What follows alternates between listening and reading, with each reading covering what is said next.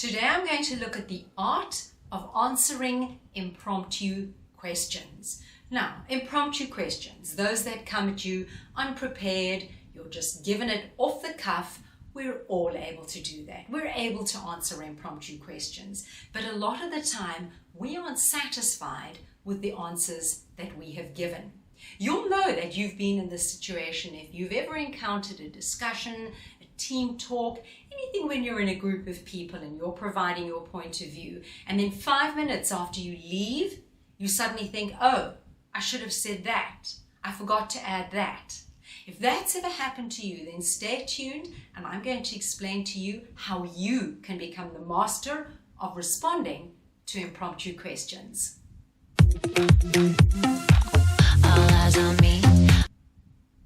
Hi, it's Jane and welcome back to my channel.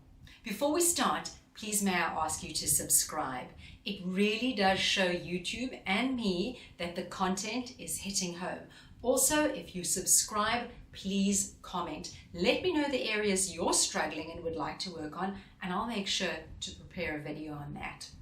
Let's start with this topic of impromptu questions. Impromptu questions are things most people loathe because they know they have all the information in their head. They understand the topic, but somehow when it's a quick flying discussion, they let themselves down and they cannot get their point across in a nice, eloquent, succinct manner.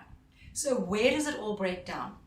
It breaks down into two areas. People have no technique how to approach an impromptu question, and the second area is that we don't ever practice it. And these are the two things we're going to look at today. The first area is no technique. And you're probably thinking, well, I don't need a technique. I hear the question and I answer. I've got all the information in my head. Absolutely true. But when you get into more complex or nuanced discussions, or even discussions where there's a lot of emotions involved, that often takes over and you've got so much information in your head, you don't convey it in a way that is appealing to your listeners, to where it is meeting them where they are. So we need a technique. The technique I'm going to share today is the PREP technique, P-R-E-P. Each of those letters stands for a word, and that is your structure.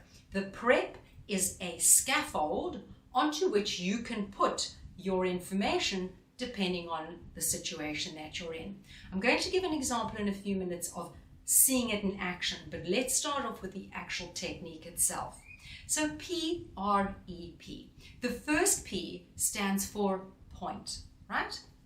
You're asked a question, you think, right, I've got to start with P. P is you making your point. You state your point of view are relating to the topic that you're talking about.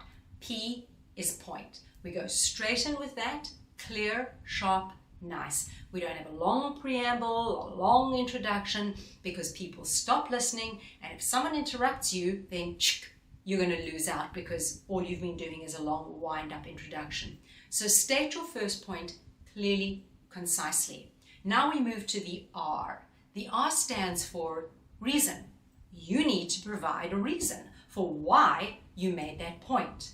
So your reason comes immediately under your point. You give your point, you give your reason. Now we go into E.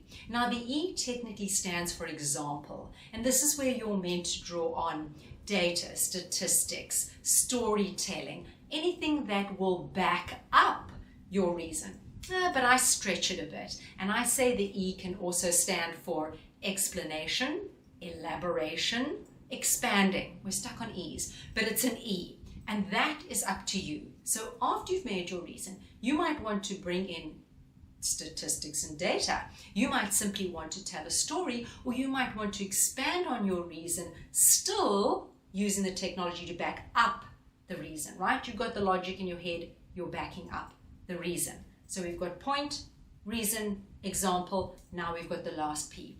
The last P is point or conclusion. That's you restating your point and drawing it all together in the conclusion that you've reached. Okay? So just bear with me here.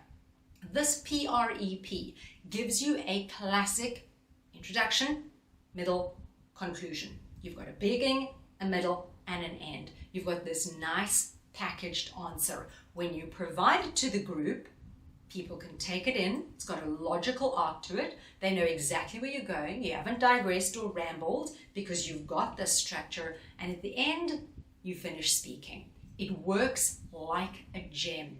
Let me give you a very simple example so you can see what it is in the normal setting. Say someone came to me and said, Jane, I'm going to Europe. I want to go to Europe. I've never been to Europe before in my life.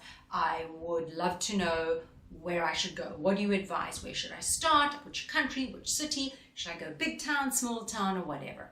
Okay, let's use the prep technique. So my response, I'm going to start with the P. So immediately I'm going to make my point. I'm going to say to them, what I think would work best for you is a river cruise, preferably the Danube, right? That's my point. That's what I said. But now I've got to provide a reason. So my reason is, I do believe this would be the best option for you, because if you do the Danube River Cruise, you will pass and experience 5 countries and probably more than 10 different cities, right? That's my reason. I think that you should do the river cruise because it's going to expose you to all these places. Now I get to give an example or expand on it. So if I've done a river cruise, this is where I could draw on my own storytelling and say, well, when I did the river cruise, but if I haven't, I would then elaborate or expand and say, other added benefits. You only need to pack and unpack once. You've got qualified tour guides that are going to take you around as a novice traveler to Europe. They'll explain everything to you. You'll be shepherded around. It's marvelous, right? That's my explanation, my expansion, my elaboration. Now I need my concluding point, and my concluding point is, therefore, I think a river cruise would be the ideal kickoff point for you to introduce you to Europe.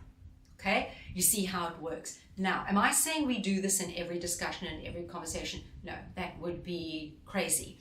But practicing it, becoming comfortable with it, will give you a structure when you require it to help you organize your thinking and move forward with a logical, eloquent, concise response. Studies show that when people do this, the credibility of that person tends to go up. People view you as being more credible and more knowledgeable.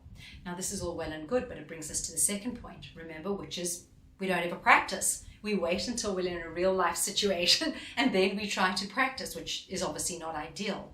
So what I'm going to give you for homework, and it's really easy, is practice answering simple questions. Now, you can make these questions up your own, but start with something very easy, very light. Questions like, if you could live anywhere in the world, where would it be? If money was no object, what is the job you would do? If you could have any superpower, what would it be? Start with some of these easy, almost elementary school age questions, because it's going to give you a low stress situation to practice answering in this structure. If you want, you can jump online and Google things that say like table topics or icebreakers or team building questions, get to know your team questions, anything like that, and practice. Take 1 or 2 a day and work at answering them in that structure. If you really want to level up and you're in a very specific field of expertise, you're in a very specific business, you can go in and Google like questions that are asked of quantity surveyors, questions that are asked of headmasters. Get a bunch of those questions and start playing around with them. This is where you build up the muscle memory, and I guarantee you will level up very, very quickly.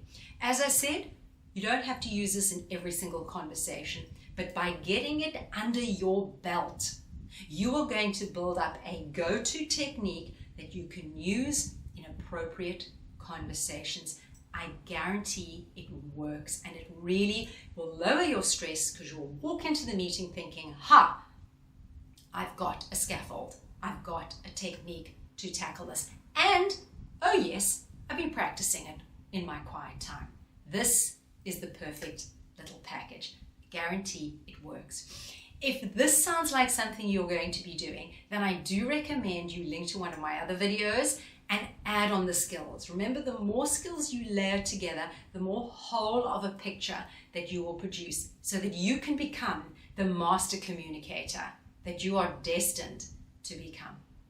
Thank you for your time. Remember to subscribe, and I'll see you back next week. All eyes on me, I shine